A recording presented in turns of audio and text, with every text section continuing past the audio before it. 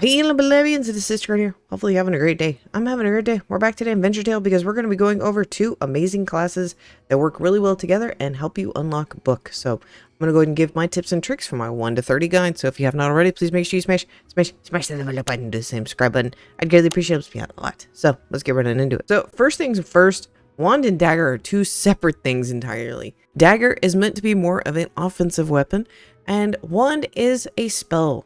It is probably one of the easier spell classes to use, I'm gonna have to admit, playing through it. However, they actually had a lot of really good synergy and worked really well together, especially late game, because it gave you some really interesting bonuses.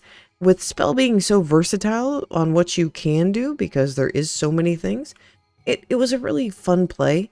And of course, you can always use other one-handed weapons with either of these if you just don't like how they play together. And that's understandable. But you do have to have them both up to level 20 in order to unlock Book, which Book is broken.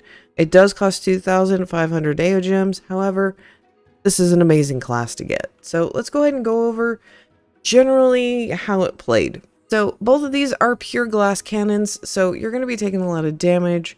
So just kind of keep that in mind. And weirdly enough, spell, for whatever reason, I don't understand the magic mechanics in this game, because you literally have to be on top of things in order for things to work. So general stuff to look out for.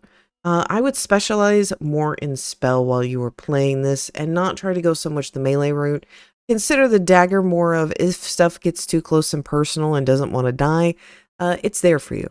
Most wands have the ability that when you cast them, they basically do this little explosion thing. I kind of want to equate it to the AoE you get with explosive arrows. So it's actually kind of nice. And if you want to use this with crossbow and prime crossbow and then just kind of use this as a secondary, that would also be a really good option with wand. Now, kind of the first spells you're going to start getting, they're going to be really good. Firebolt starting off. Any of the fire spells are going to do you pretty good throughout your entire run. So Firebolt is kind of one of those first spells that you're going to be looking at. It is directionally aimed, so you just kind of have to point and shoot, which it's not too terrible, but yeah. So you can miss with this a lot. If you are going to fire at mobs, my big recommendation is kind of aim for their feetsies. That's my big tip. Aim when you're using spells, aim for feats. Aim for feats, and that seemed to help me out a lot, especially when I was aiming.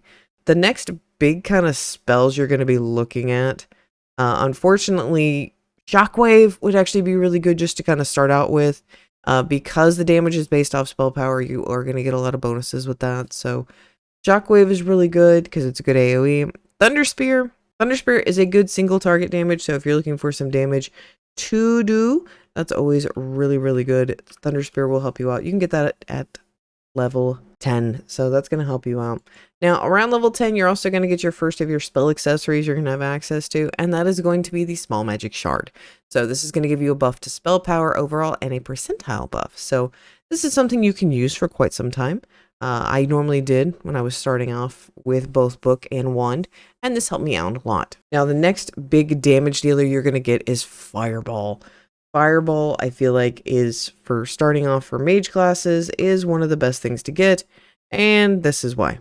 Because it is an AoE, you don't need to so much as aim for feet, but aim for feet in the middle of a crowd. So when you're using this on a big group of mobs, it's so nice to watch it go kaboom. So nice to watch it go kaboom. Now, also with Wand, if you want to be a healer for your group, you can. This is another good way you can go ahead and start getting that. You can get healing spells. You can use them, but most of the guides I'm going to be talking about for this is going to be solo or just DPS play. So just kind of keep that in mind. The next big spell you're going to get is Frost Nova, and that's going to introduce us into the frost spells. So frost spells, really fun to play with. They have a whole different mechanic. I feel like spells in general can have their own thing because there's so many different ways you can mix and match your spells and you can do stuff. It just kind of depends on how you want to go, if you want to specialize, how they play with your play style. I do want to specify this. I played with a bunch of different spells. Some of the spells I just didn't dig. I didn't work well with. I didn't like it. Other stuff, I can talk about some of the metas a little bit, but I am going to have a whole separate video talking about the different spell types and where stuff kind of fits. So just keep that in mind. But Frost Nova, really good to use. It's going to help you, especially with AoE, because by level 15, stuff is going to start slowing down for you. Generally, when you are leveling, this is kind of when stuff slows down. The next one we have is Caustic Spray. Poison in this game is broken. I will give you a fair bit of warning. Enchanted Forest, there is a few mobs that are resistant to it. There actually is some resistance in all three of the areas. I'm still trying to figure out whether lightning is resistant in the goblins and whether fire is resistant in the bandits because of the spells they use. Generally, that's been the correlation. So if a dev wants to confirm or a player that knows this mechanic wants to confirm, I do know poison in Enchanted Forest, there is a boss that is resistant to poison damage. So just be wary if you're using the spell that you're not going to be able to use it on the first boss for Enchanted Forest, if you're doing the raid at this level. Now, the next spell that kind of brings in my favorite mechanic, I am biased on this. I am a big fan of the lightning meta. I'm a big fan of using that. And so basically you get Chain Lightning.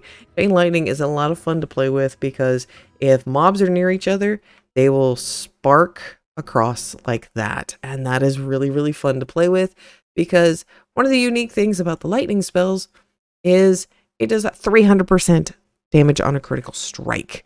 So this is actually super fun to play with. And you're like, sister, you don't get that much, like, you don't get that good crit rate for, you know, spells. Well, that's going to bring us into our level 17 item, which is Amulet of Savage Magic. So this, I feel like, is broken, and it gives you an increased crit chance, increases your spell power, and gives you Savage Magic, which means your spells now benefit from your crit chance. Now, this is the crit chance you get also from your weapons. At level 30, it gives you 2% crit chance. There are several other weapons that give a broad 2% crit chance, much like crossbows level 30. You can see how this can get broken when you start leveling up more and more skills. Yeah, Savage, when your staff also does that as well. There's a few that give this bonus, so it can kind of get broken once you start leveling up other classes, and yeah. I currently sit with Chain Lightning at a 16% chance. Now there is higher tier lightning spells that I'm at 17, but when you're hitting multiple targets at the same time, it buffs it so much. It buffs it so much. Now the next spell item you're going to be looking out for is going to be your Magic Shard. So this is the upgraded version of that level 7. So as you can see, it does quite a bit more. So we went up to 16% or up to 55. So this is something else you could use. This is another really good item that you could be using. I do want to specify this. I have been talking a lot about wand. I do actually have a dagger build for y'all in here. I have a dagger build that was sent to me by a pleb, so I am going to be showcasing that at the end. I'm going to show what they have recommended, kind of talk about it, and I'm hoping they also make a comment on the video so they can kind of talk about it as well. So again, we're going to keep going through spells. You're going to get things like Blast Wave. Blast Wave is another one of those really, really great abilities that, I mean, it just does stupid amount of damage. Like, I mean, and it does burn. It does take burn damage. Like, and see how far that went. It went all the way over there. And I was standing right there. So this is a really good clearing. One thing to note that if you have different sources of fire damage, AE, say I used Blast Wave, and, you know, Flamethrower, those work on different ticks. So you can actually stack damage really, like, a lot. It's scary. And speaking of Flamethrower, Flamethrower is a really good meta to use because Flamethrower helps, especially when you get it unlocked, which is, I do believe, is Enchanted Forest. It just shreds. It just shreds. Look at the damage. Like, it's nuts. It's nuts. Flamethrower is broken as well. So that's another really good spell that you're going to want to pick up, and I would recommend using. I would recommend trying all these spells, to be honest. Now, the next thing to note, we're going to be getting into Ice.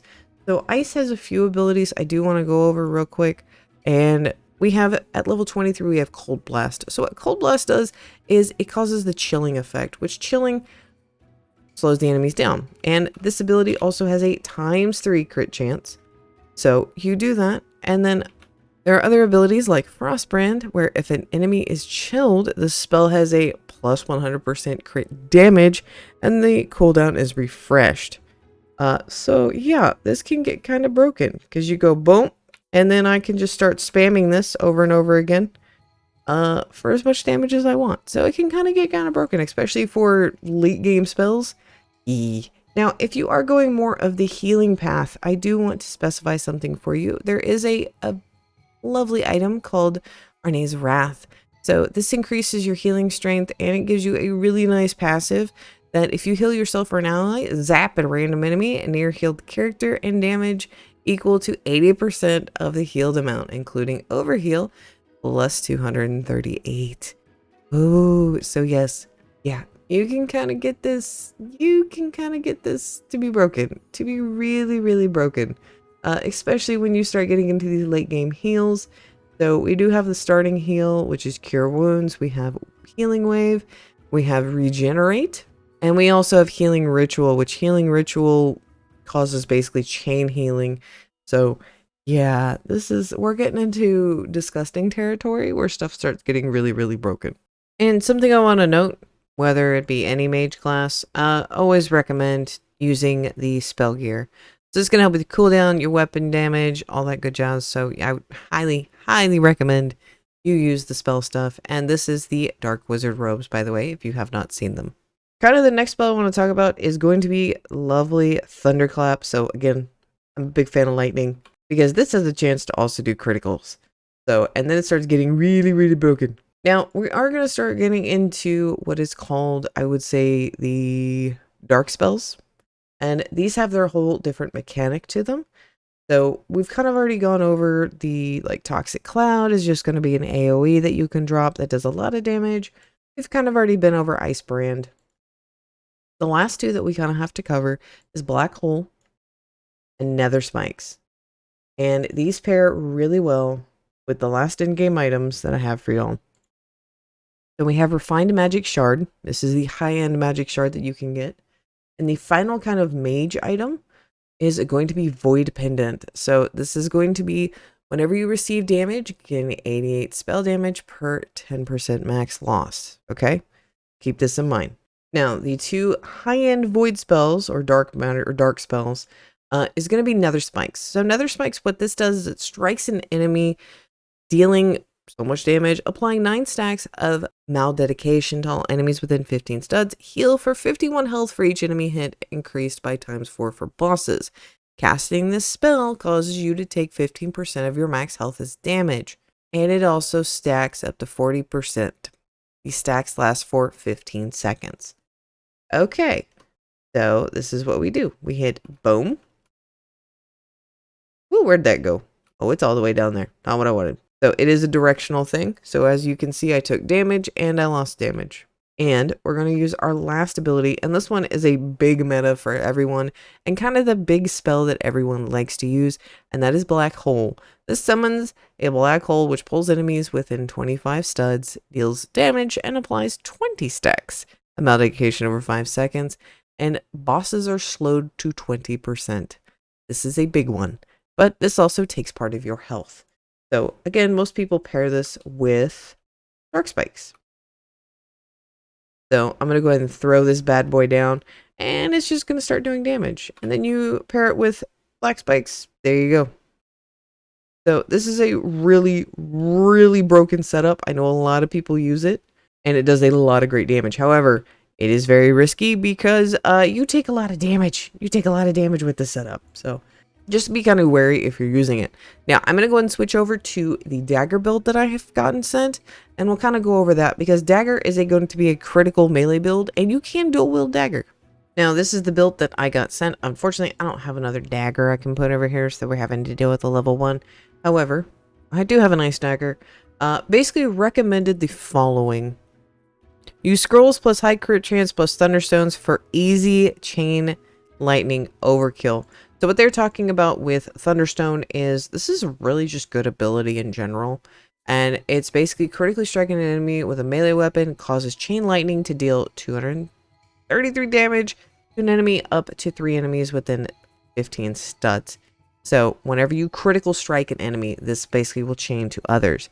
Now, Dagger's primary thing is critical chancing. As you can see, I have 57%. How this is also getting buffed because you want to increase your critical chance, you also want to increase your damage. 2 items that kind of do that high end, and that is the weighted pummel. So you get a crit chance plus 6. This one's really, really good. And then we also have phantom plating. This is going to help just kind of with your damage. You can kind of switch this out for other items as you wish. Living Flame, something you can trade out early on. You also can use Bandit's Axe Head. I don't see a whole lot of people running this, but I mean, again, personal preference. You can use leather hand wraps that are maxed out. You also can use Malefic Jar. Malefic Jar does give a really good buff as well. That is something else. Or, I mean, you can just use a rabbit foot that you max out. That is entirely up to you how you want to play this build. There were recommended that for part of the armor, you do get the damage reduction. So there is always the tank set. So I always pick the helmet anyways when I'm playing. And then make sure you do have a lot of damage with whatever armor you're using. If you have a hard time dodging, they have recommended getting combat roll. Combat roll, I have actually started playing around with this with my other melee builds. Really, really good spell to kind of have. They do have a low-end variant and a high-end variant. So just kind of keep that in mind. It's just how much immunity you get, how far you go. That's it. So something I would recommend investing in. So I would still try it out.